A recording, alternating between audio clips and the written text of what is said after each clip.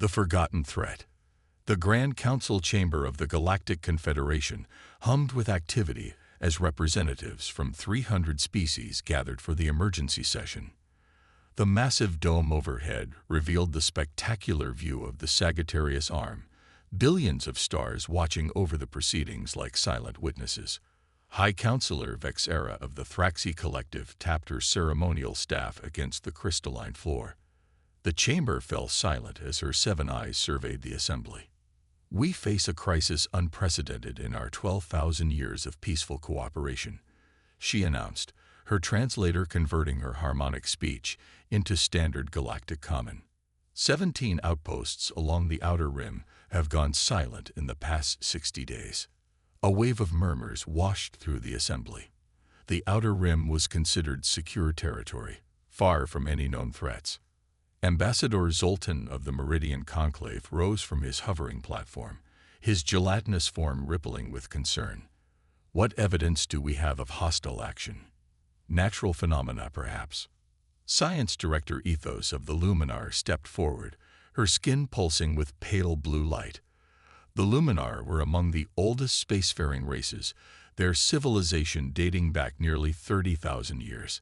We recovered this from the automated defense system at Outpost Proxima, she said, activating the central holographic display. The image showed a massive structure, utterly alien in design. It resembled a twisted black spiral with pulsing red energy at its core, surrounded by smaller craft of similar design. The outpost defenses were neutralized in less than 3 minutes, continued Ethos. There were no survivors. Security Chief Krasnar, a towering reptilian from the Draconis Imperium, leaned forward. And our military response. The Confederation fleet engaged the unknown vessels at Outpost Helios, replied Ethos. 23 warships against what appeared to be 7 enemy craft. She paused, her luminescence dimming. We lost all 23 ships. The chamber erupted in shock and fear. The Confederation fleet was considered the most advanced military force in the galaxy. If I may, High Counselor, came a voice from the shadows. All eyes turned to Elder Mokterra of the Quarian Archive. The ancient being, one of the few remaining members of the founding species of the Confederation, rarely spoke at council meetings. There is an option we have not considered, he said, his voice barely above a whisper yet carrying to every corner of the chamber. A resource we have long denied ourselves. High Counselor Vexera's central eye narrowed. You speak of the quarantine zone. Elder Mokterra nodded slowly. I speak of the humans. The chamber fell into stunned silence, followed by immediate uproar. Myths and legends, shouted Representative Jor of the Telveri Union. There is no evidence that humans ever existed. Children's tales to frighten younglings. Agreed another delegate. Elder Mokterra raised a withered hand, and the chamber quieted out of respect. Humans are quite real, I assure you. 800 years ago, the founding races discovered an emerging species on a small blue world. They called themselves humans. He gestured to the central display, which now showed a bipedal species with varied skin tones and minimal external features. They were primitive, only beginning to explore their own solar system, continued Mokterra. But they possessed disturbing qualities, unpredictable psychology, incredible adaptability, and most concerning, a natural affinity for warfare unlike anything we had encountered. The display showed historical footage of human conflicts, weapons of increasing destructiveness, cities in ruins, and yet always rebuilding, always advancing. Our predictive model suggested that once they achieved faster-than-light travel, they would spread rapidly throughout the galaxy, said Mokterra. The founding races decided on quarantine rather than extinction. We established a perimeter of spatial distortion generators around their star system, preventing detection of other civilizations and limiting their exploration. And you believe these humans could help us now? Asked Security Chief Krasnar skeptically. I believe they may be our only hope, replied Mokterra. The quarantine was never meant to be permanent. It was a temporary measure until they matured as a species. That was 8 centuries ago. Science Director Ethos bioluminescence pulsed with agitation. Even if these humans exist, their technology would be hopelessly primitive compared to our own. What could they possibly offer against an enemy that destroyed our most advanced fleet? Before Mok'Tera could respond, the chamber's emergency alert system activated. A communications officer rushed to the High Counselor. "Urgent transmission from Outpost Centauri," reported the officer. "They're under attack." The main display activated, showing a battlefield view from the outpost. Confederation forces were engaging the spiral-shaped vessels, their weapons seeming to have minimal effect. Estimated time to total defeat: 12 minutes, said the officer grimly. Then something unexpected happened. A new fleet of ships appeared from Lightspeed, surrounding the enemy vessels. Their design was unlike anything the Council had seen before: sleek, angular, with a predatory aspect that somehow seemed distinctly human. The newcomers opened fire with weapons that tore through the enemy shields as if they were non-existent. The battle was over in minutes, with the enemy vessels destroyed or retreating. A transmission came through on all frequencies, in perfect galactic common. "Attention, Galactic Confederation. This is Admiral Ilara Chen of the United Earth Defense Force. We've been monitoring your situation and have decided intervention is necessary. The Void Harbingers have returned, and you are not prepared to face them alone. Request immediate diplomatic contact. We have much to discuss." The chamber fell silent.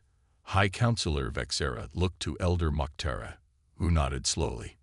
"It seems," said Vexera carefully, "that the quarantine was not as effective as intended." "No," agreed Mok'Tera.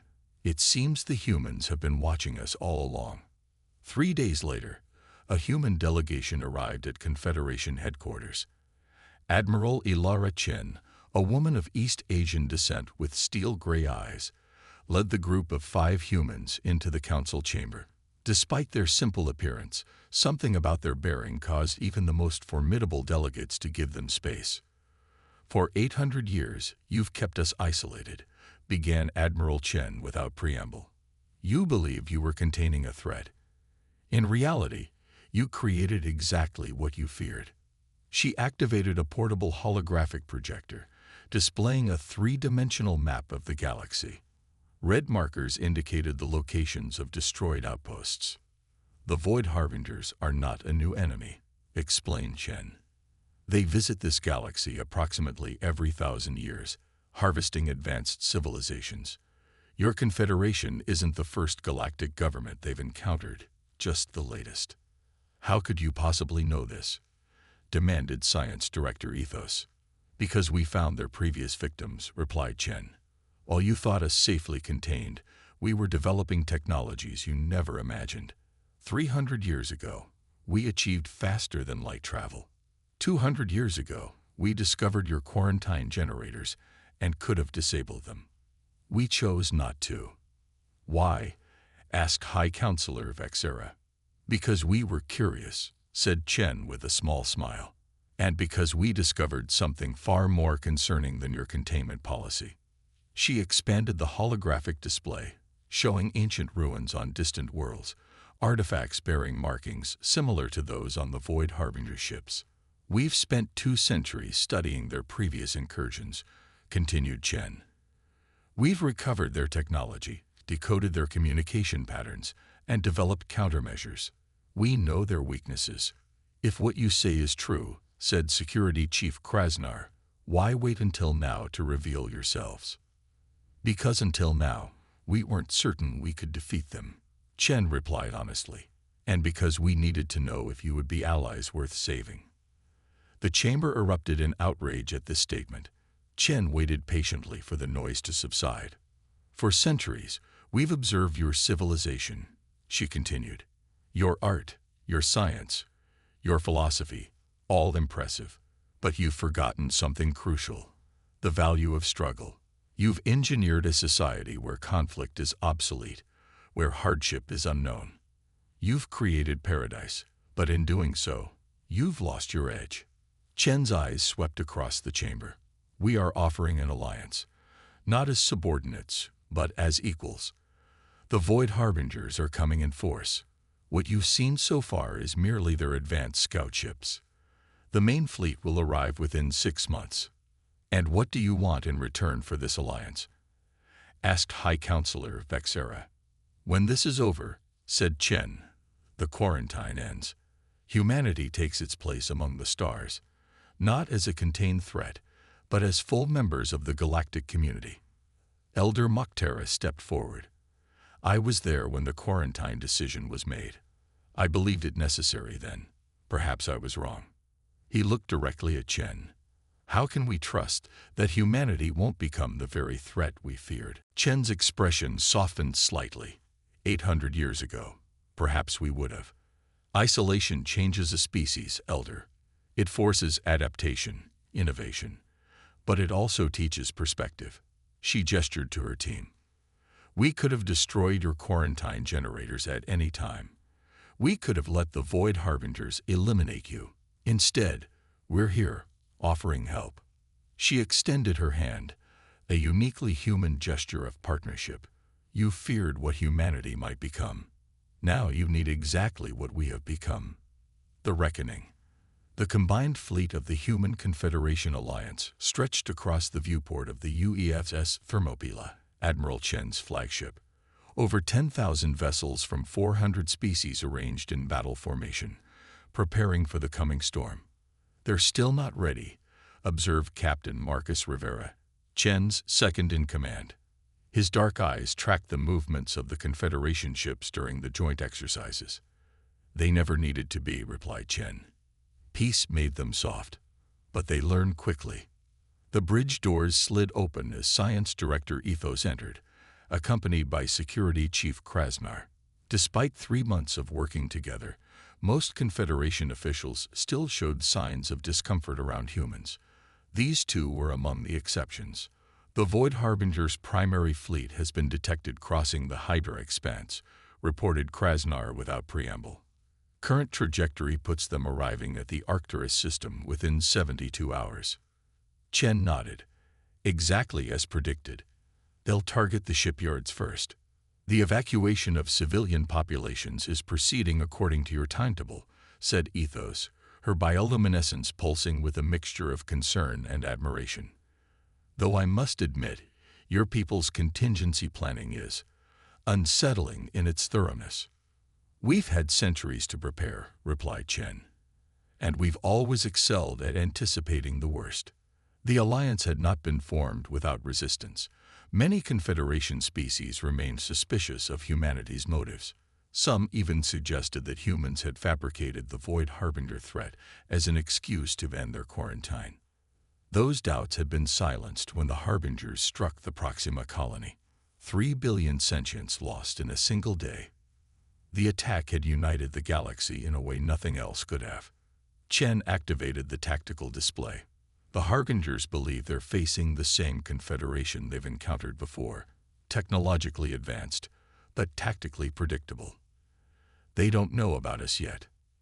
And that's our advantage, said Krasnar, his reptilian features set in what humans had learned was a grim smile. Precisely, agreed Chen. Now let's review the battle plan one final time. The Arcturus system blazed with weapons fire as the Void Harbinger's main fleet engaged the defending forces.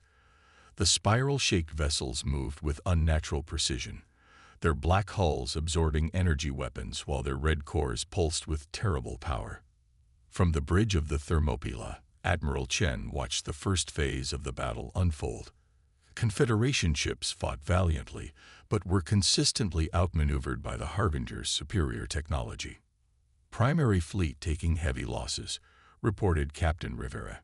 Exactly as expected. Chen nodded. Begin Phase 2. Throughout the battlefield, specially modified Confederation ships suddenly exploded in brilliant flashes of light. The electromagnetic pulses temporarily disrupted the Harbinger's coordination, creating momentary confusion in their perfect formation. Human strike teams, deploy, ordered Chen.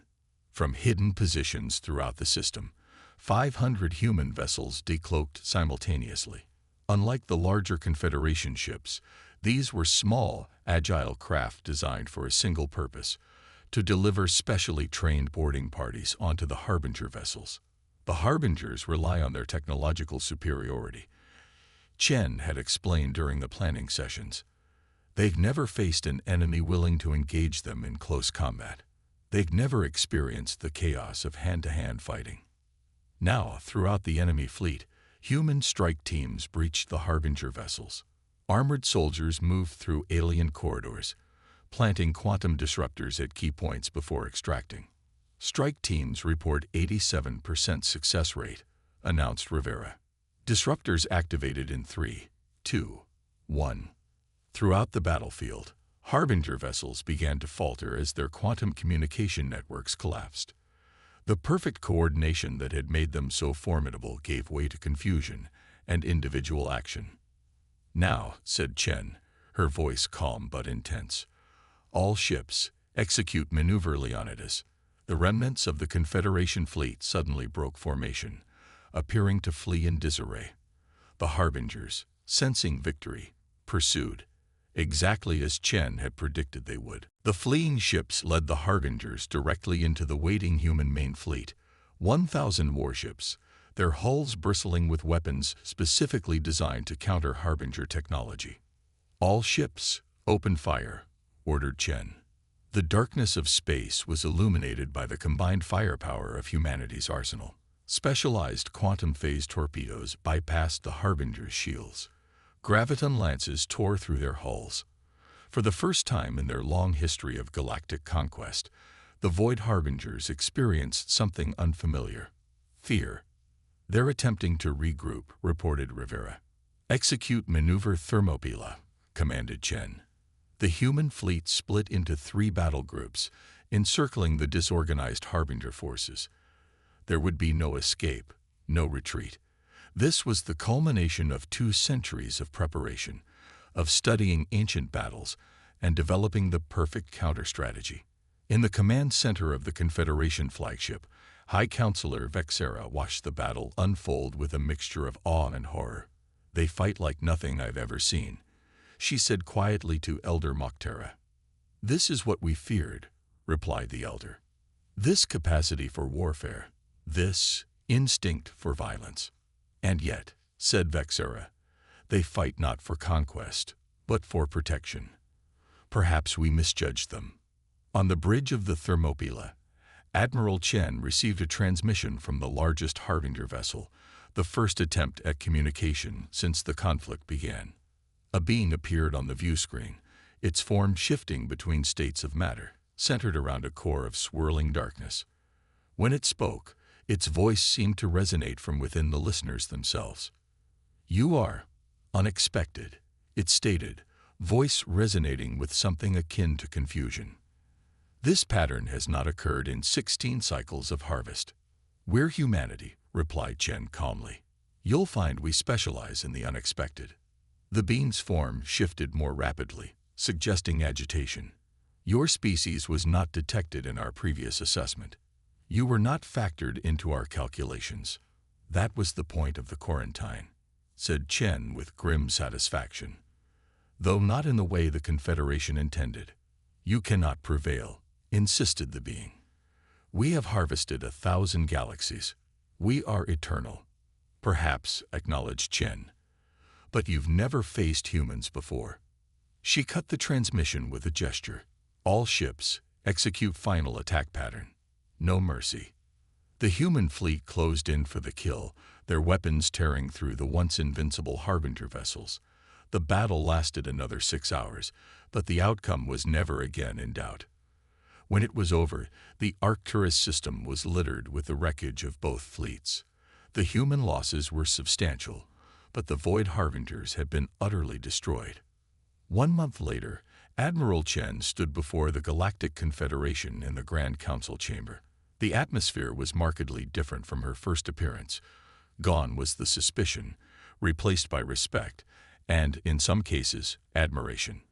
"The Void Harbingers have been defeated," Chen reported formally.